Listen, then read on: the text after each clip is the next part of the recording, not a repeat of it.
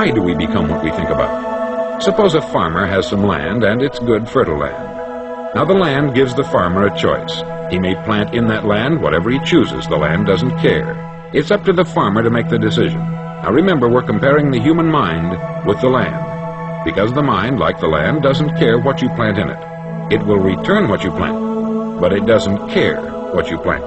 Now let's say that the farmer has 2 seeds in his hand. One is a seed of corn, the other is nightshade, a deadly poison. He digs 2 little holes in the earth and he plants both seeds, one corn, the other nightshade. He covers up the holes, waters, and takes care of the land, and what will happen? Invariably, the land will return what is planted. So up come the 2 plants, one corn, one poison. Now the human mind is far more fertile, far more incredible and mysterious than the land, but it works the same way. It doesn't care what we plant. Success, failure, a concrete worthwhile goal, or confusion, misunderstanding, fear, anxiety, and so on. But what we plant, it will return to us. You see, the human mind is the last great unexplored continent on the earth. It contains riches beyond our wildest dreams.